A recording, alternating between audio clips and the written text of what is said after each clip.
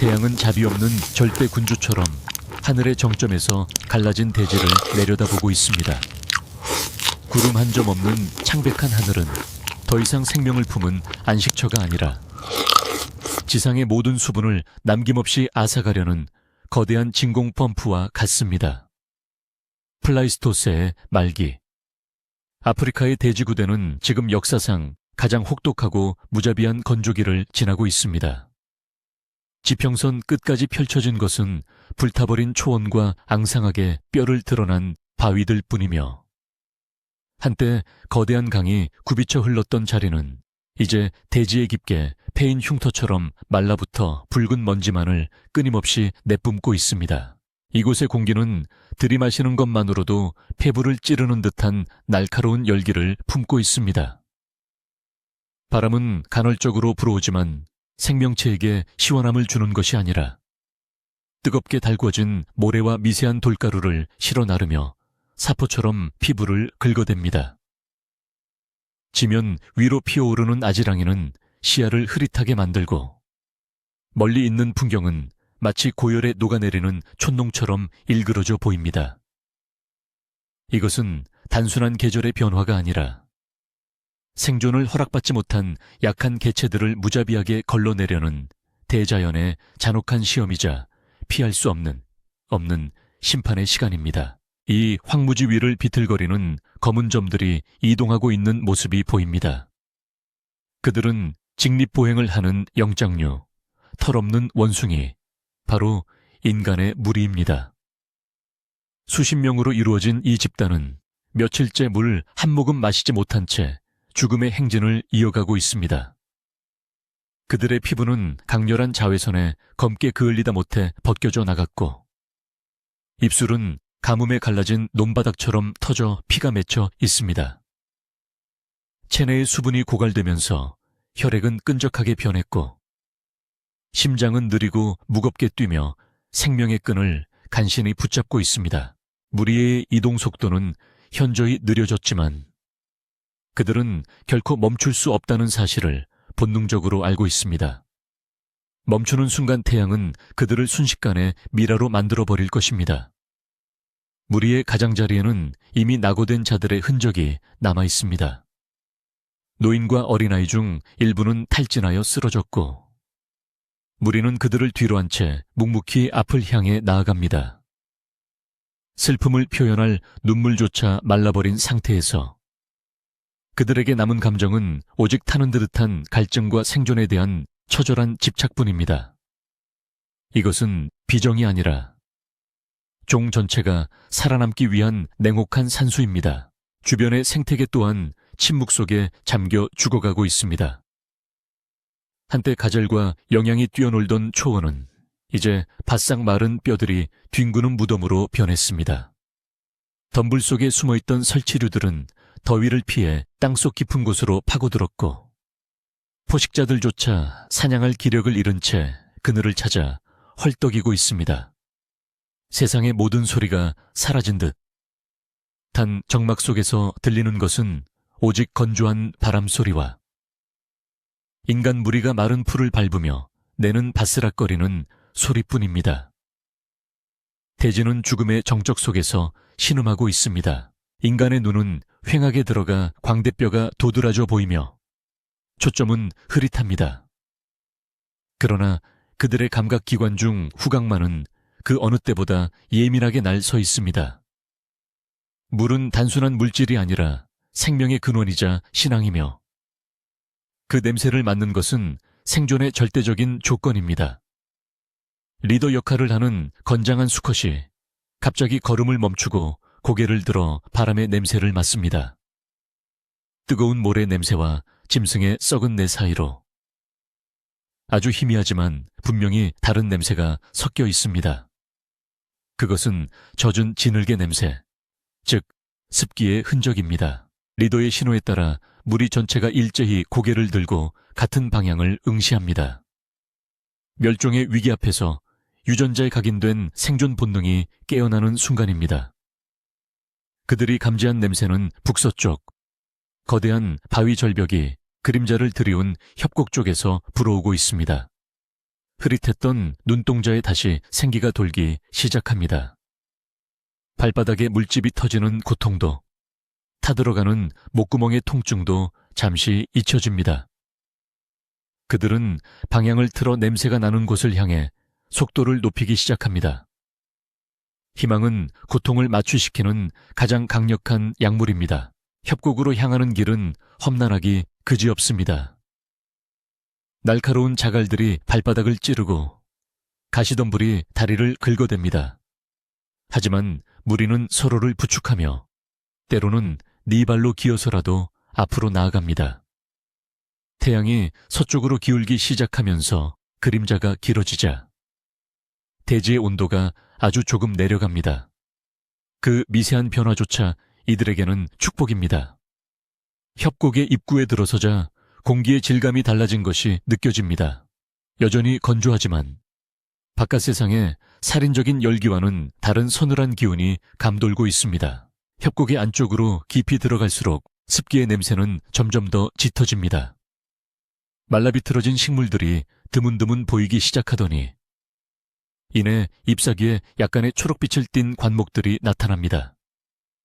이것은 물이 가까이 있다는 확실한 증거입니다. 무리의 구성원들은 흥분을 감추지 못하고 쉰 목소리로 괴성을 지르며 달리기 시작합니다. 이성을 잃은 질주는 위험하지만 며칠간 억눌려왔던 갈증의 욕구는 그 어떤 경고보다 강력하게 뇌를 지배합니다. 그들은 구원을 향해 돌진하는 순례자와 같습니다. 드디어 시야가 트이면서 협곡의 중심부가 드러납니다. 움푹 파인 분지 형태의 지형 중앙에 기적처럼 물이 고여 있습니다. 그것은 맑고 투명한 샘물이 아니라 진흙과 오물이 뒤섞인 탁한 웅덩이입니다. 하지만 지금 이 순간 인간들에게 그 웅덩이는 세상의 어떤 보석보다도 아름답게 빛납니다. 수면 위로 파리떼가 윙윙거리고 썩은 나뭇가지들이 떠다니지만 그것은 생명이 존재한다는 증거이기에 오히려 반갑습니다. 그들은 환호하며 비탈을 미끄러져 내려갑니다. 그러나 물가에 거의 다다랐을 때 리더가 급박하게 멈춰서며 무리에게 경고의 손짓을 보냅니다. 본능적인 공포가 환희를 덮칩니다. 웅덩이 주변의 진흙 바닥에는 인간의 것이라고는 믿기 힘들 정도로 거대하고 깊은 발자국들이 무수히 찍혀 있습니다. 그 발자국은 최근에 생긴 것이며 그 주인은 아직 이곳을 떠나지 않았음이 분명합니다. 물은 주인이 없는 공유 자원이 아닙니다. 이 가혹한 시대에 물은 힘 있는 자만이 독점할 수 있는 권력입니다.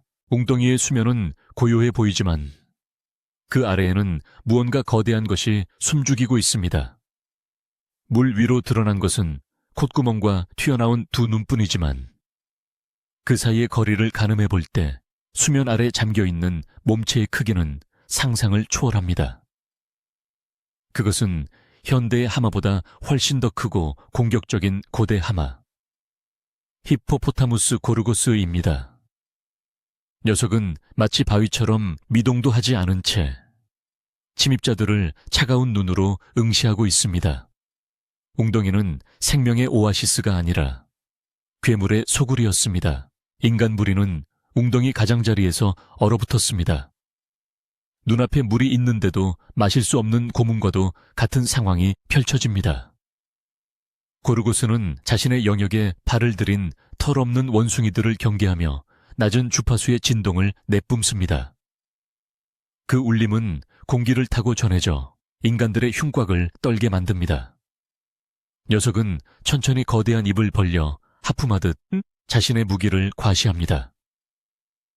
아래턱에 솟아난 송곳니는 인간의 팔뚝보다 굵고 길며 날카롭게 갈려있어 그 어떤 뼈도 단숨에 으스러뜨릴 수 있어 보입니다.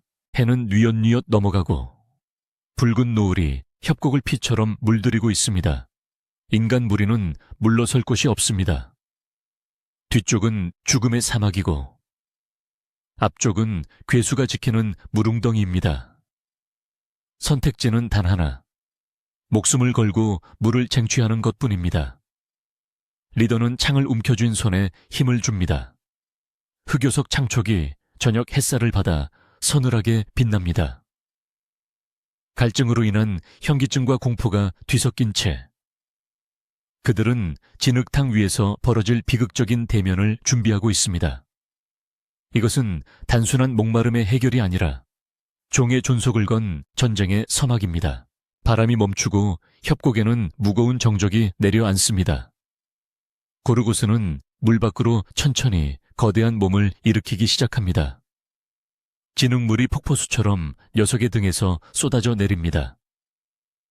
그 압도적인 질량감은 인간들을 질식하게 만듭니다. 지구상에서 가장 위험한 초식동물과 가장 끈질긴 사냥꾼의 조우야. 물냄새와 피냄새가 섞일 준비를 마친 이 순간 시대의 목격자인 대지는 숨을 죽이고 이들을 지켜보고 있습니다. 다가오는 밤은 길고도 처절할 것입니다. 진흙탕 속에서 솟아오른 거대한 그림자는 단순한 짐승이라기보다 태고의 시간이 빚어낸 살아있는 바위산처럼 보입니다. 히포포타무스 고르고스, 히포포타무스 골곱스는 현대의 하마보다 덩치가 훨씬 크며 특히 두개골의 구조가 기괴할 정도로 발달해 있어보는 이로 하여금 본능적인 공포를 불러일으킵니다. 녀석의 몸무게는 어림잡아 4톤에 육박하며 이는 코끼리를 제외하고는 지상에서 대적할 상대가 없는 압도적인 질량입니다. 녀석이 움직일 때마다 웅덩이의 수위가 출렁이고 바닥의 진흙이 깊게 패이며 지진과도 같은 진동이 무트로 전해집니다. 이 괴수는 물이 말라가는 가혹한 시대에 최후까지 살아남은 폭군이자 이 협곡의 유일한 지배자로서 군림하고 있습니다. 고르고스의 가장 특징적인 외형은 마치 잔망경처럼 높게 솟아오른 눈동자입니다. 일반적인 하마보다 훨씬 위쪽에 위치한 눈 덕분에 녀석은 몸 전체를 물속에 숨긴 채 주변을 완벽하게 감시할 수 있습니다. 녀석의 피부는 수천 번의 싸움과 가혹한 태양빛을 견뎌낸 훈장처럼 두껍고 거칠며 곳곳에 아물지 않은 흉터들이 훈장처럼 새겨져 있습니다. 이 가죽은 그 어떤 맹수의 이빨이나 발톱도 뚫을 수 없는 천연 갑옷과 같습니다. 등 위에는 말라붙은 진흙이 딱지처럼 굳어 있어 방어력을 한층 더 강화하고 있으며 녀석이 숨을 쉴 때마다 콧구멍에서는 뜨거운 김이 폭주기관차의 연기처럼 뿜어져 나옵니다. 이 웅덩이 주변에는 기이할 정도의 정막이 흐르고 있는데 이는 포식자들조차 이곳을 기피하기 때문입니다. 물가 주변에는 사자나 하이에나 혹은 거대한 악어의 것으로 추정되는 뼈들이 산산이 조각난 채 흩어져 있습니다. 이것은 고르고스가 단순히 방어적인 초식동물이 아님을 증명하는 섬뜩한 경고장입니다. 녀석에게 영역 침범은 곧 죽음을 의미하며 그 어떤 타협이나 자비도 존재하지 않습니다. 웅덩이는 생명을 살리는 곳이 아니라 고르고스가 허락한 자만이 혹은 녀석이 방심한 틈을 타 목숨을 걸고 훔쳐 마셔야 하는 금단의 구역입니다. 녀석은 침입자들을 향해 자신의 건재함을 과시하듯 끔찍한 의식을 치르기 시작합니다. 물 밖으로 엉덩이를 내밀고 짧은 꼬리를 프로펠러처럼 빠르게 회전시키며 배설물을 사방으로 흩뿌립니다. 악취가 진동하는 분비물은 사방으로 튀어 덤불과 바위에 묻으며 강력한 화학적 경계선을 형성합니다. 이것은 시각적인 위협보다 훨씬 원초적이고 강력한 메시지입니다. 이 물과 진흙, 그리고 이곳의 공기조차 나의 소유다. 인간의 무리는 역겨운 냄새에 코를 막지만 그것이 의미하는 바를 뼈저리게 이해하고 있습니다. 이 선을 넘는 순간 전쟁은 시작될 것입니다. 인간들은 갈증으로 인한 고통과 눈앞의 공포 사이에서 극심한 딜레마에 빠져 있습니다. 이성은 도망치라고 경고하지만 타들어가는 목구멍과 쪼그라든 위장은 한 발자국만 더 나아가라고 재촉합니다. 무리의 구성원들은 서로 눈치를 보며 주춤거리지만 그중 참을성이 부족하고 젊은 수컷 하나가 대열에서 이탈합니다. 그는 아직 경험이 부족하여 고르고스의 침묵이 주는 위험성을 과소평가하고 있습니다. 선배 사냥꾼들이 낮은 소리로 그를 제지하려 하지만 물을 향한 맹목적인 욕망은 이미 그의 귀를 막아버렸습니다. 그는 몸을 낮추고 웅덩이 가장자리로 살금살금 기어가기 시작합니다. 고르고스는 움직이지 않습니다. 마치 거대한 바위가 된 것처럼 미동도 없이 수면 위로 내놓은 두 눈으로 젊은 인간의 움직임을 정밀하게 추적하고 있을 뿐입니다. 녀석은 뇌 용량이 크지 않지만 사냥과 영역 방어에 있어서만큼은 소름 끼칠 정도로 교활한 지능을 발휘합니다. 사거리에 들어올 때까지 기다리는 인내심, 상대를 방심하게 만드는 위장술은 수백만 년의 진화가 만들어낸 살인기계의 특징입니다. 젊은 수컷은 하마가 반응하지 않자 안심하고 물가에 엎드립니다. 손을 뻗어 탁한 물을 한 줌 떠서 입으로 가져가는 순간 수면의 고요함은 산산조각이 납니다. 폭발은 순식간에 일어납니다.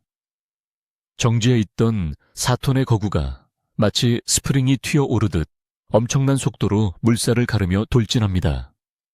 육중한 덩치에서 나온다고는 믿을 수 없는 민첩성입니다.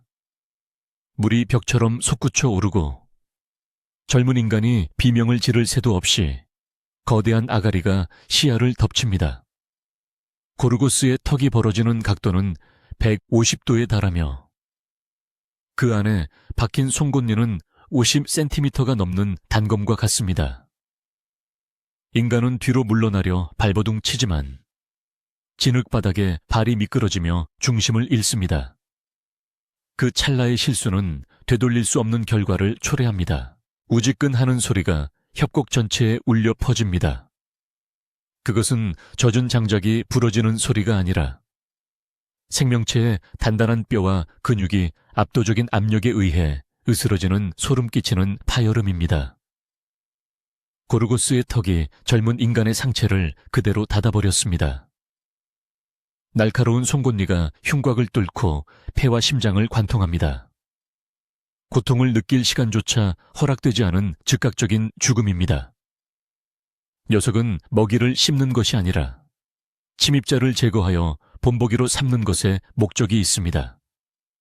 하마는 고개를 세차게 흔들며 물고 있던 시신을 허공으로 집어던집니다. 피가 분수처럼 뿜어져 나와 탁한 웅덩이를 붉게 물들입니다. 조금 전까지 갈색이었던 물은 이제 검붉은 소용돌이로 변해갑니다. 내동댕이 쳐진 시신은 형체를 알아볼 수 없을 정도로 훼손되어 물 위에 둥둥 떠다닙니다. 고르고스는 흥분이 가라앉지 않은 듯 거친 숨을 몰아쉬며 붉게 변한 물속에서 인간 무리를 향해 포효합니다. 그 소리는 천둥소리처럼 웅장하고 위협적이라 지켜보던 인간들은 다리에 힘이 풀려 주저앉을 뻔합니다. 이것은 단순한 야생의 사고가 아니라 자연의 위계 질서를 각인시키는 잔혹한 교육입니다. 하지만 인간 무리에게 닥친 진짜 비극은 동료의 죽음 그 자체가 아닙니다. 그들은 지금 피와 오물로 오염된 저 물이라도 마셔야 한다는 절박한 현실에 직면해 있습니다. 시체가 떠 있는 물, 동료의 피가 섞인 물을 마시지 않으면 그들 또한 내일 아침이 오기 전에 탈수로 죽게 될 것입니다. 문명화된 사회라면 상상조차 할 수 없는 금기이지만 생존 이별한 끝에서는 윤리나 위생보다 생명 유지가 우선입니다.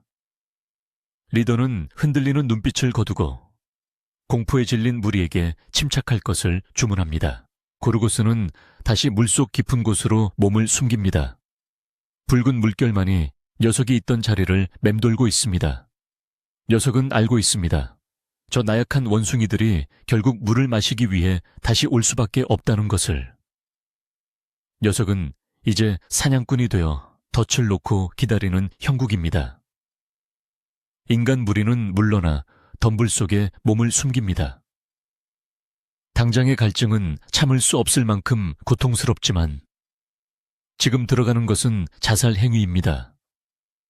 태양이 완전히 지고 어둠이 녀석의 시야를 가릴 때까지 기다려야 합니다. 그들에게 남은 시간은 많지 않습니다. 밤이 찾아오면서 기온은 급격히 떨어지기 시작합니다. 낮 동안의 열기는 식어가고 대신 뼛속을 파고드는 한기가 협곡을 채웁니다.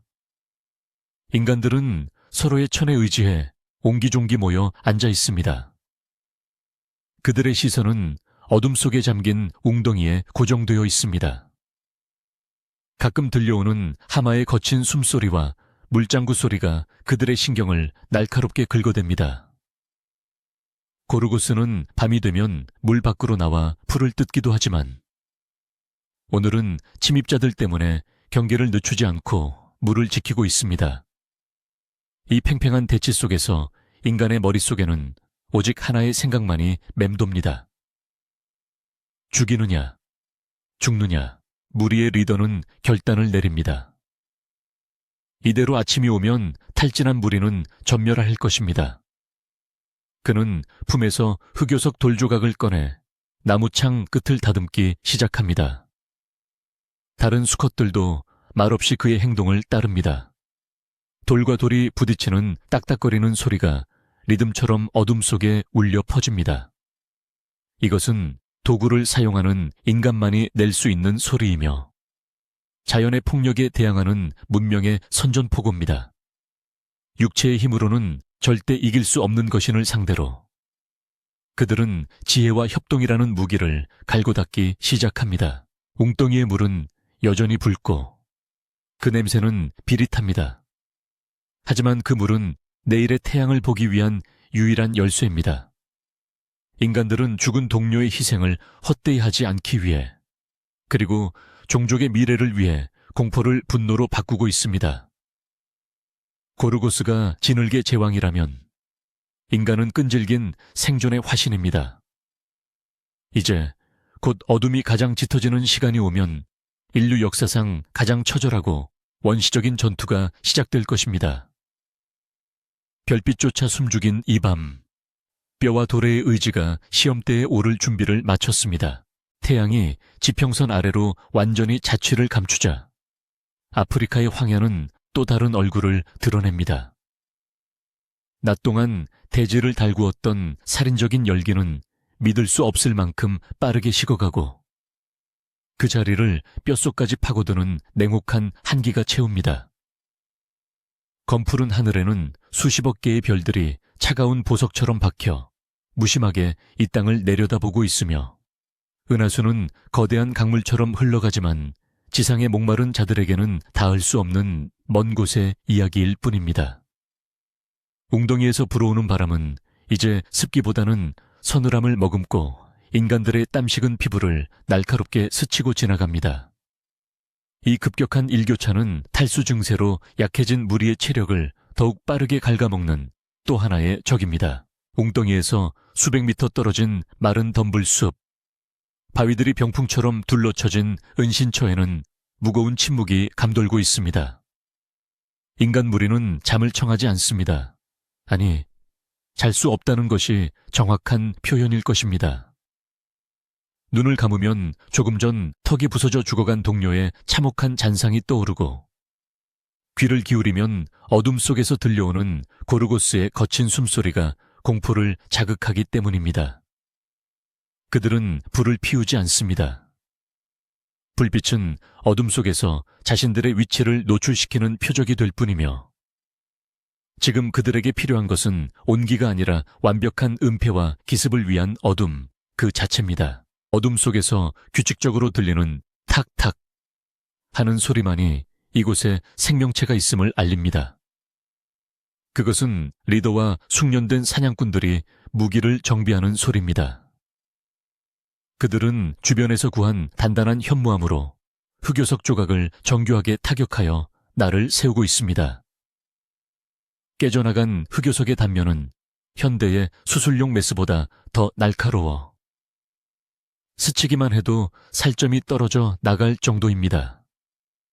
이 날카로운 돌 조각들을 미리 불에 그슬려 강도를 높인 긴 나무 창대 끝에 동물의 힘줄과 수지 송진을 이용해 단단히 고정합니다.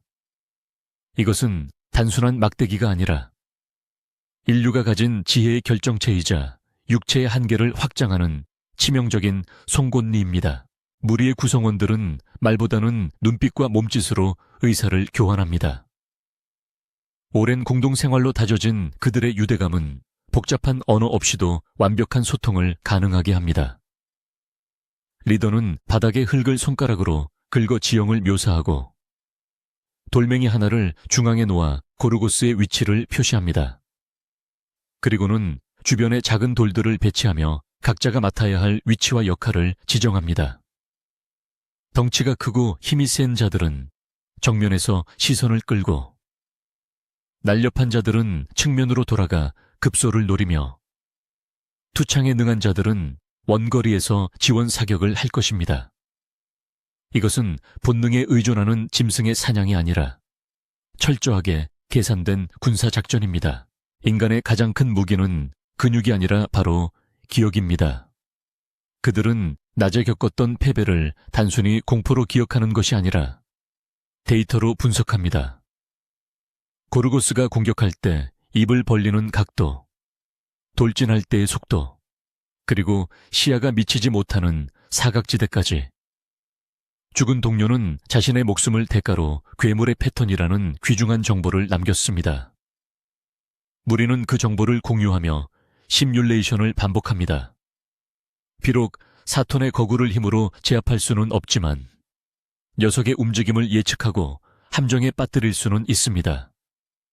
공포는 지식으로 바뀌고 절망은 차가운 사리로 변모해 갑니다. 시간이 흐를수록 갈증은 고문처럼 심해집니다.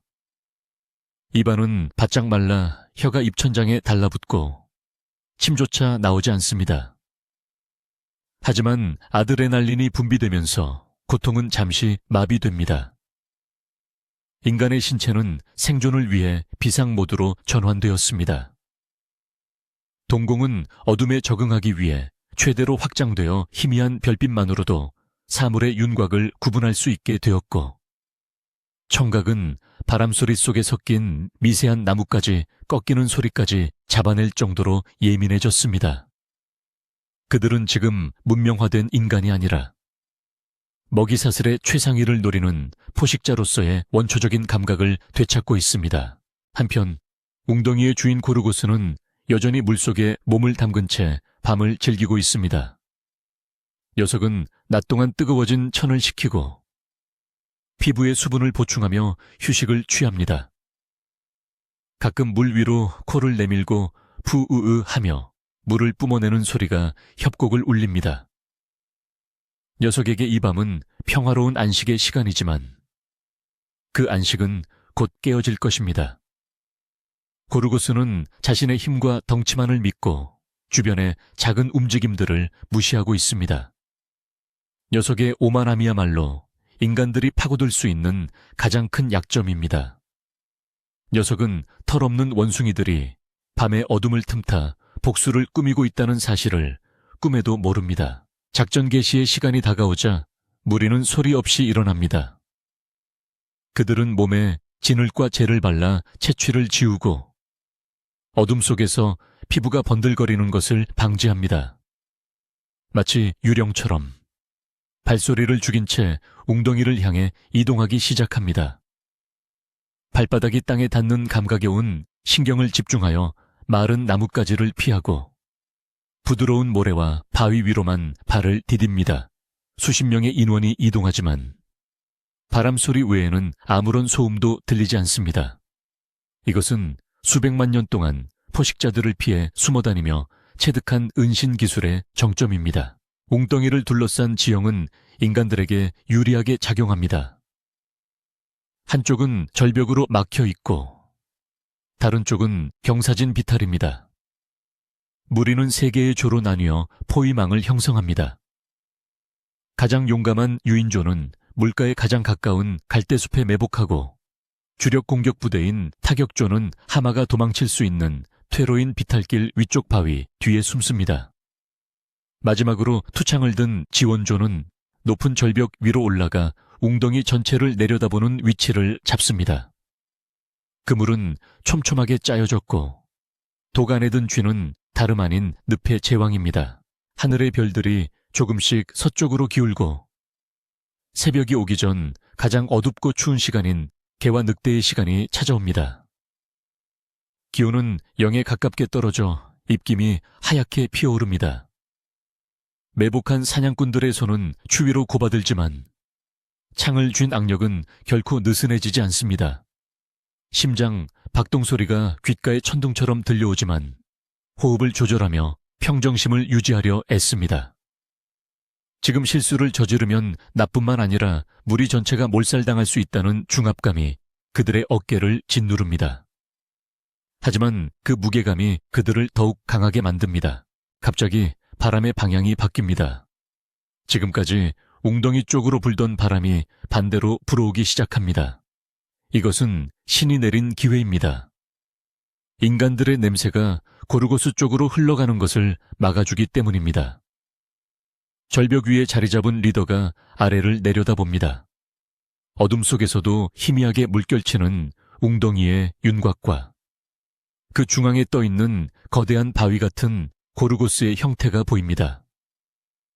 녀석은 지금 깊은 잠에 빠져 있거나 혹은 방심하고 있습니다. 모든 조건이 완벽하게 갖추어졌습니다.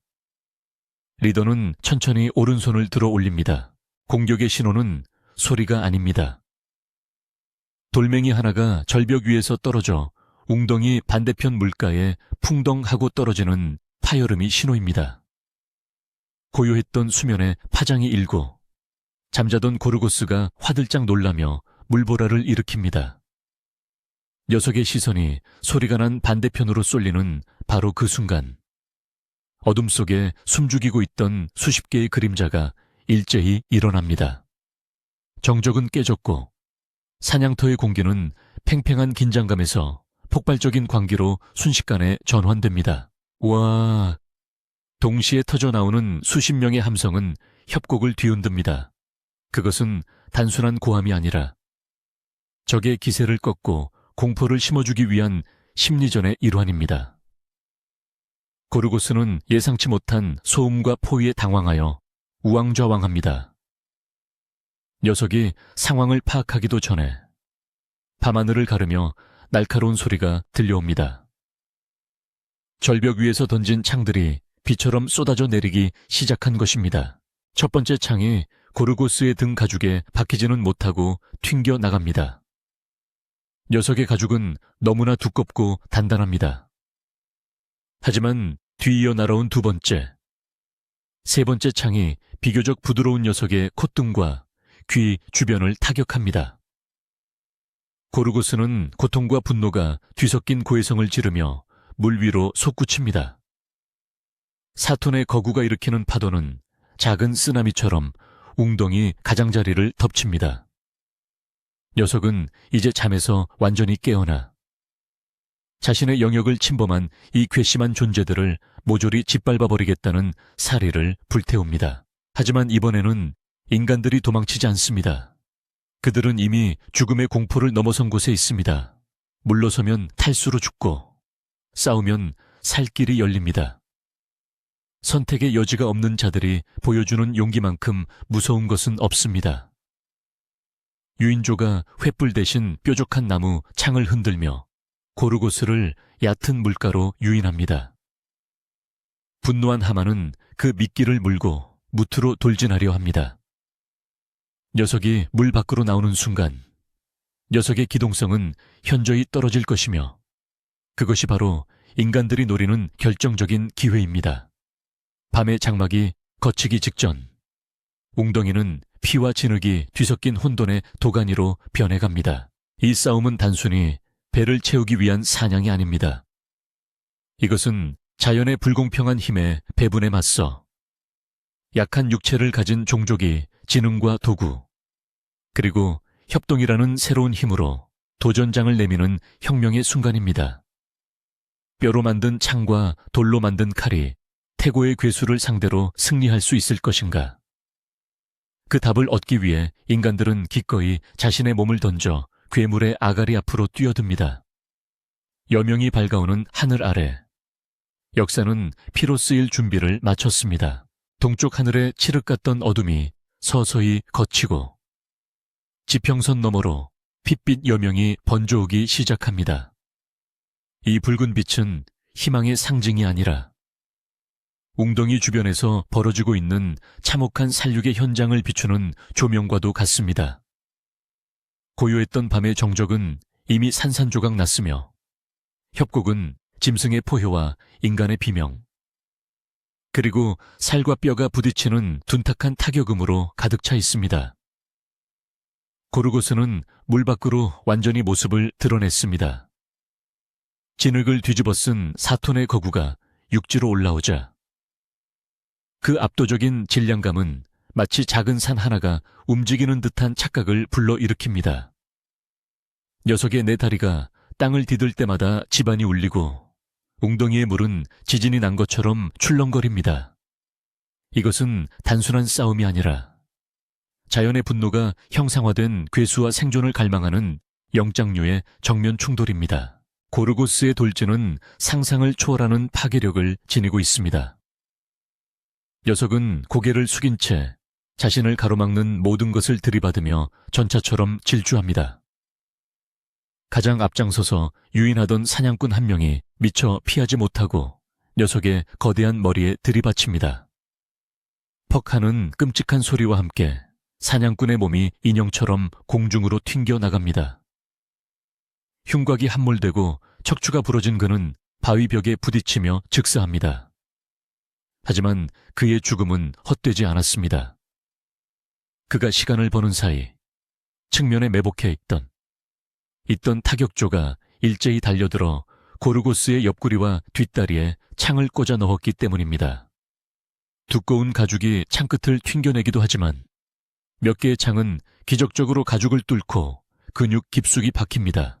고통에 찬 고르고스가 몸을 비틀며 뒷발질을 합니다. 그 힘은 실로 엄청나서 스치기만 해도 인간의 뼈가 으스러질 정도입니다. 사냥꾼들은 녀석의 공격 범위를 벗어나기 위해 필사적으로 진흙바닥을 구르고 뜁니다. 이것은 마치 죽음과 함께 추는 춤과 같습니다. 인간의 무기는 고르고스의 압도적인 힘에 비하면 보잘것없는 이쑤시개에 불과해 보입니다. 흑요석 창촉이 부러지고 나무 창대가 녀석의 몸에 부딪혀 산산조각 납니다. 그러나 인간들은 포기하지 않고 끊임없이 움직이며 녀석의 시선을 분산시킵니다. 한 명이 앞에서 소리를 질러 주의를 끌면 뒤에서 두 명이 달려들어 아킬레스건을 노립니다.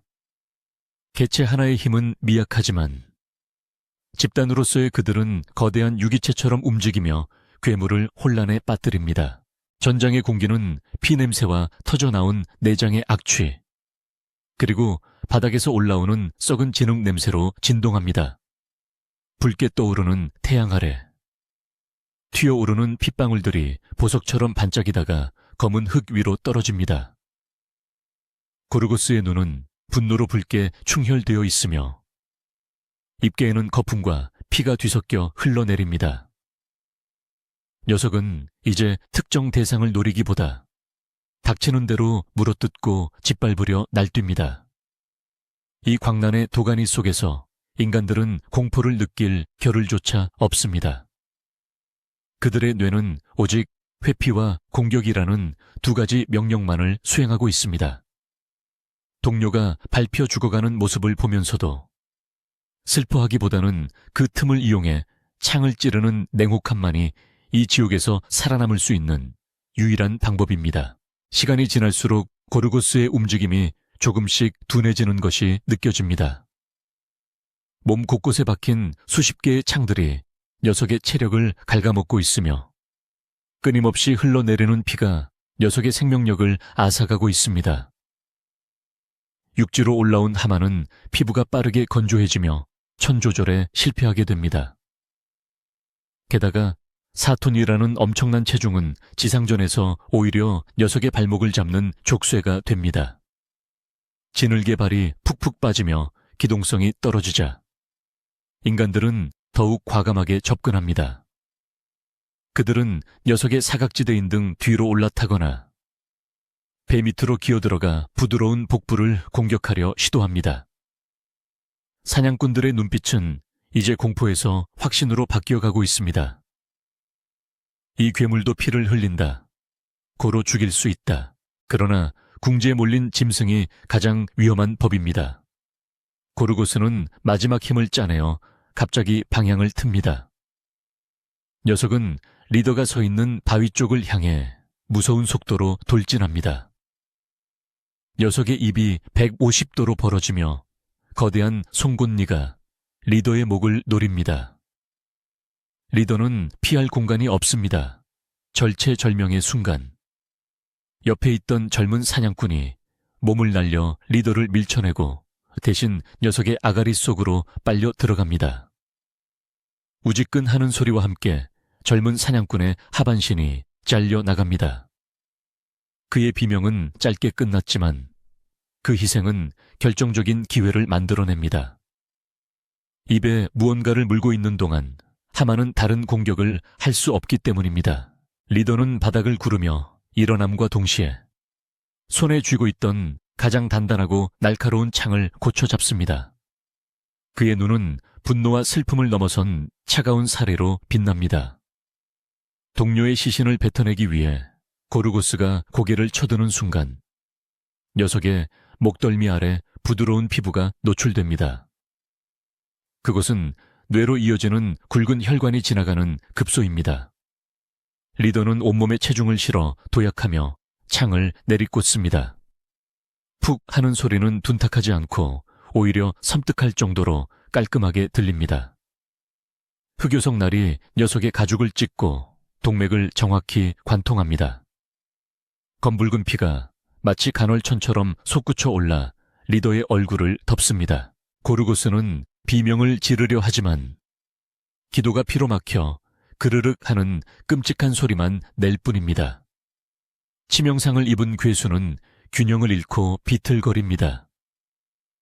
녀석은 고통 속에서 머리를 흔들어 보지만 박힌 창은 빠지지 않고 상처를 더 헤집어 놓습니다. 다리에 힘이 풀리며 거대한 몸체가 천천히 기울어지기 시작합니다. 주변에 있던 다른 사냥꾼들도 일제히 달려들어 남은 창들을 녀석의 눈과 귀, 그리고 상처 부위에 닥치는 대로 꽂아 넣습니다. 이것은 확인 사살이자 그동안 당했던 공포에 대한 집단적인 복수입니다. 수백만 년을 이어온 본능적인 두려움을 극복하고 인간이 자연의 최상위 포식자를 굴복시키는 순간입니다. 마침내 거대한 쿵소리와 함께 고르고스가 쓰러집니다. 녀석의 거대한 몸집이 진흙바닥에 처박히자 다시 한번 땅이 울리고 주변에 물웅덩이로 흙탕물이 튀어오릅니다. 쓰러진 후에도 녀석의 사제는 한동안 경련을 일으키며 허공을 젓습니다. 생명에 대한 끈질긴 집착입니다. 하지만 눈의 초점은 이미 흐려졌고 거칠게 몰아쉬던 숨소리도 점점 잦아듭니다. 리더는 숨을 헐떡이며 그 죽어가는 과정을 지켜봅니다. 그의 몸은 피와 진흙으로 뒤덮여 있어 누가 사람이고 누가 짐승인지 구별할 수 없을 정도입니다. 협곡을 가득 메웠던 전투의 소음이 잦아들고 다시 무거운 침묵이 찾아옵니다.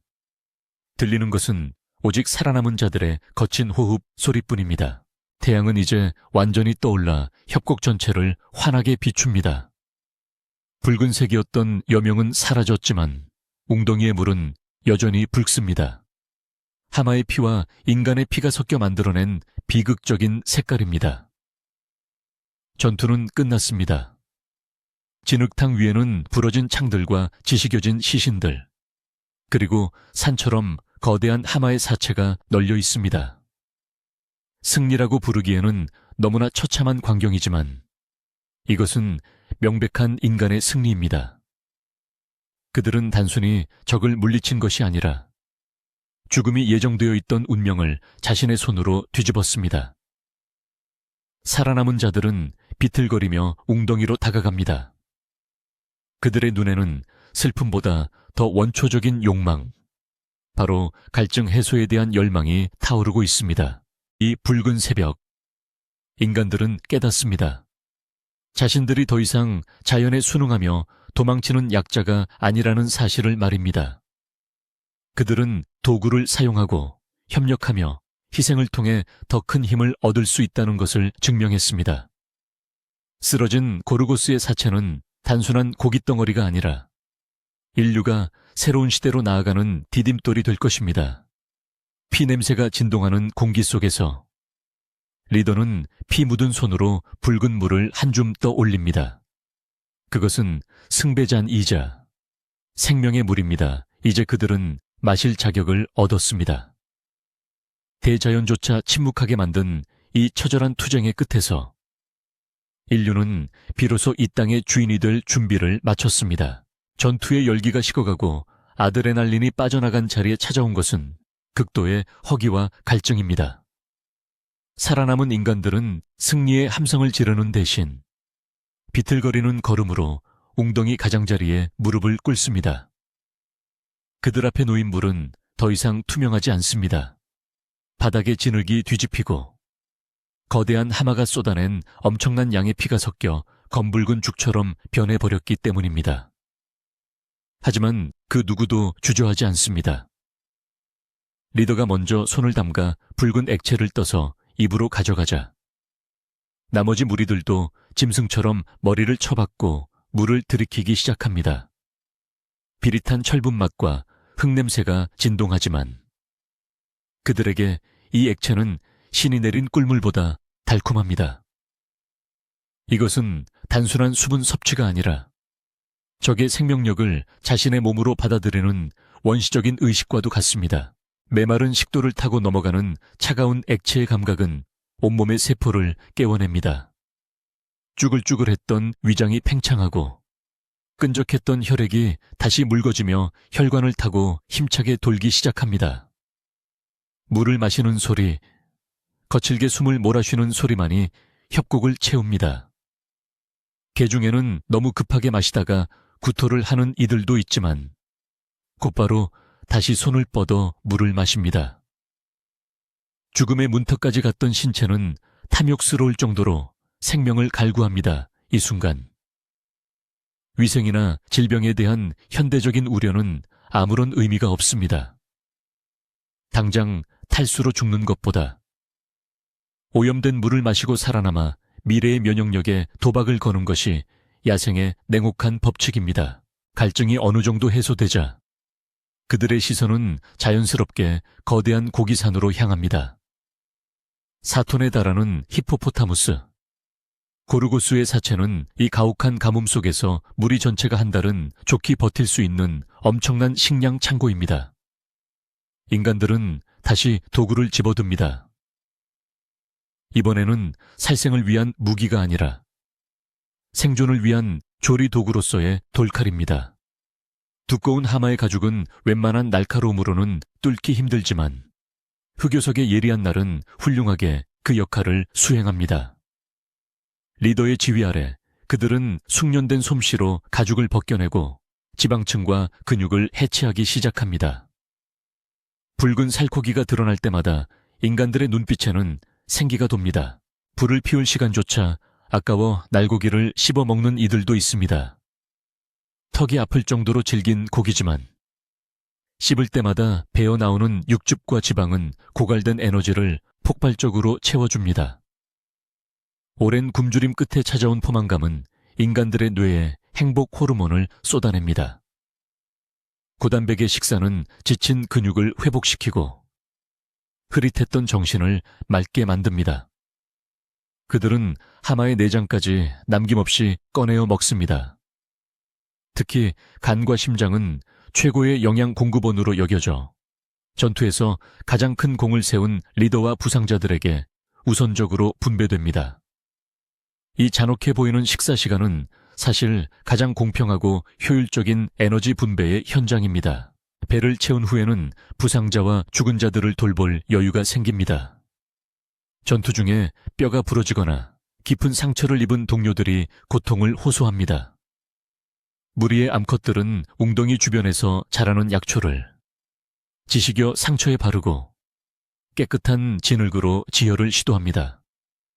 비록 원시적이지만 이 행위에는 동료애라는 인류 고유의 정서가 담겨 있습니다. 안타깝게 목숨을 잃은 자들의 시신은 하마처럼 먹을 수 없습니다. 그들은 돌무더기를 쌓아 시신을 덮어주어 다른 포식자들에 의해 훼손되는 것을 막습니다. 장례의식은 짧고 투박하지만 죽은 자의 희생이 없었다면 지금의 풍요도 없었음을 모두가 묵념으로 인정합니다. 밤이 다시 찾아오지만 어젯밤의 공포와 긴장감은 사라지고 없습니다. 타오르는 모닥불 주변에 둘러앉은 인간들의 표정은 편안합니다. 배는 부르고 물통은 채워졌으며 가장 큰 위협이었던 괴물은 사라졌습니다. 이제 이 웅덩이의 주인은 명백히 그들입니다. 밤하늘의 별들은 여전히 차갑게 빛나지만 더 이상 위협적으로 느껴지지 않습니다. 그들은 고르고스의 거대한 두개골을 붉게 놓아두었습니다. 그것은 전리품이자 자신들이 자연의 섭리를 거스르고 쟁취한 승리의 트로피입니다. 아이들은 그 거대한 뼈를 만지며 어른들의 무용담을 듣고 자랄 것이며 이는 훗날 전설이 되어 구전될 것입니다. 다음 날 아침, 태양은 여전히 뜨겁게 떠오르지만 인간 무리는 더 이상 도망자가 아닙니다.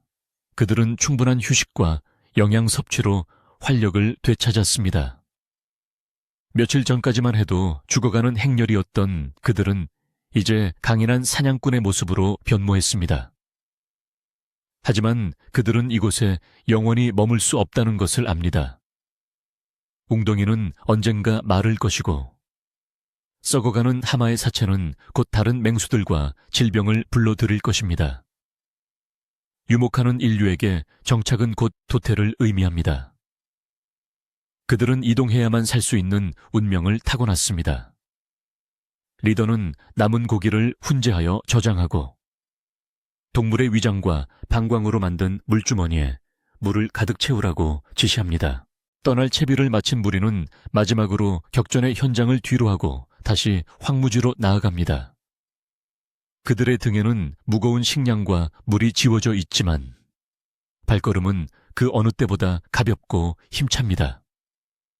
웅덩이게 남겨진 고르고스의 하얗게 드러난 갈비뼈들은 마치 거대한 조형물처럼 하늘을 향해 솟아 있습니다. 훗날 다른 인류나 동물들이 이곳을 지나간다면 그 거대한 뼈 무덤을 보고 이곳에서 벌어졌던 처절한 사투를 짐작할 것입니다. 그것은 인류가 단순히 환경에 적응하는 존재가 아니라 환경을 극복하고 지배할 수 있는 존재임을 알리는 최초의 기념비와도 같습니다. 이 작은 승리는 인류 역사의 거대한 흐름 속에서 보면 찰나의 순간에 불과할지도 모릅니다. 하지만 이러한 승리들이 모여 종의 생존을 가능하게 했습니다.